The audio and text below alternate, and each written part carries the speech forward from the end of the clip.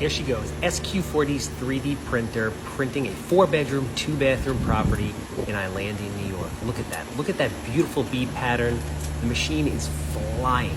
We did 18 inches today, and on Friday we did 2 feet. Beautiful bead pattern, smooth. The layers are right on top of each other.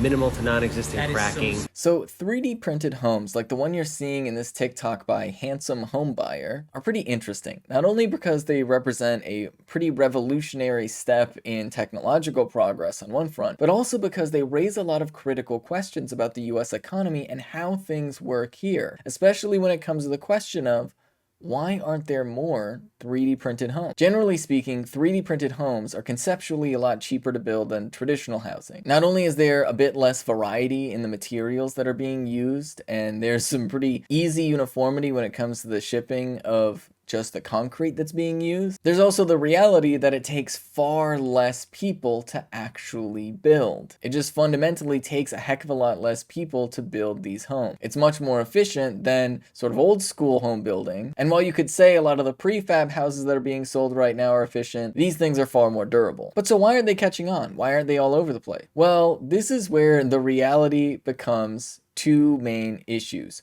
One is the fact that because they do use less workers, our economy would take a pretty significant hit if all of a sudden people in the construction industry all lost their jobs. And the second is the fact that building codes in the United States are pretty strictly designed, and not just building codes, but all of the codes that go around the way we develop suburbs. Basically, walkable cities, decent public transit lanes, compact housing that is close to each other and next to businesses is, in most of the country, illegal to build, actually. We actually have a lot of very strict zoning laws that dictate how buildings are supposed to be built, how buildings are supposed to look like, how far away they have to be from the street, how far away they have to be from other houses, and how far away they have to be from businesses, which all puts us in a situation where we are not only forced to drive, but we're also forced to buy houses that look like the other houses that are up, because there's basically a handful of development companies, of real estate development companies, that have gone out of their way to make sure that they are the ones developing the housing for the United States in a specific way, and the auto industry is really excited about it because the specific way that they like to build the housing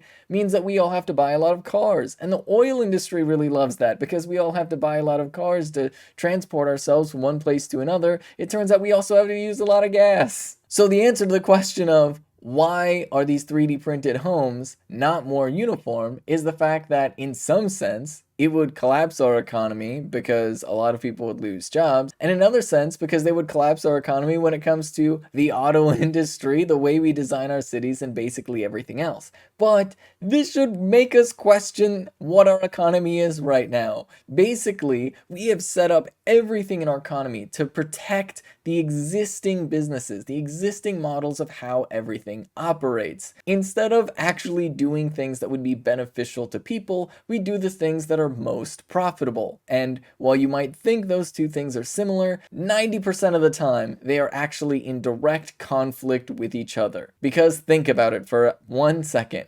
If something is profitable, that means working class people are either producing it and getting underpaid, or being overcharged when they buy it. So the fact that some of these 3D printed homes can be cheaper than traditionally built homes, even though the companies running these are still making a profit, really begs the question as to why, in a country that is facing a homelessness crisis, we don't have municipal governments bending over backwards to get a hold on these 3D printers to print out 3D printed homes for the homeless folks that are in their communities. Not only would it have the benefit of housing people, but also you might even be able to get the cost of housing and rent down. And that's just one thing that could make life cheaper or more convenient for people that is currently being prevented by a system that is intentionally designed to make cities as horrible. And 3D printed homes are just one of a couple of different very awesome things that would make our life both cheaper and more convenient that are pretty explicitly disallowed by the rules that govern suburban development. It's one of the reasons why suburbs are such miserable places